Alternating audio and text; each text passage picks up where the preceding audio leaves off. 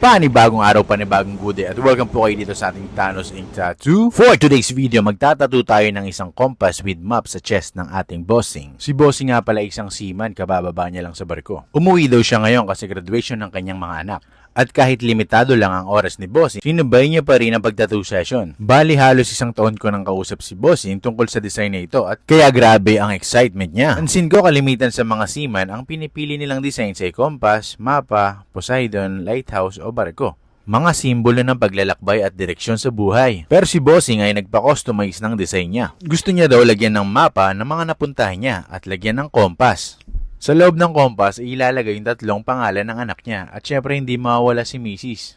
Syempre, unang step, isanitize at i-shave muna yung part na pagtatatuan. Pagkatapos, punasan natin at ilagay ang stencil solution para malinaw ang guide natin sa buong session. Gamit ko dito ay A-Tube Stencil Gel. Perfect para sa malinis at detailed na stencil. Kaya saludo sa iyo, bossing. At isang mataas na saludo para sa lahat ng mga seaman.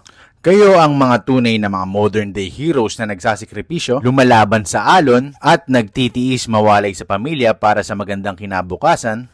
Ang inyong tapang at dedikasyon ay inspirasyon sa bansa. Kaya shoutout sa mga seaman dyan, ingat palagi sa paglalayag at naway gabayan kayo ng may kapal. O tara, simulan na natin ang pagtatato. Ang ginamit ko palang cartridge needle dito ay 5RL para sa lining at 15 Curve Magnum para sa shading. At para sa lahat ng gusto magpatato, mag-DM lang kayo dito sa ating Thanos Ink Tattoo o i-message nyo ako dito sa ating FB na Nathan Soriano. Located pala tayo dito sa Canonigo Street, Paco, Manila.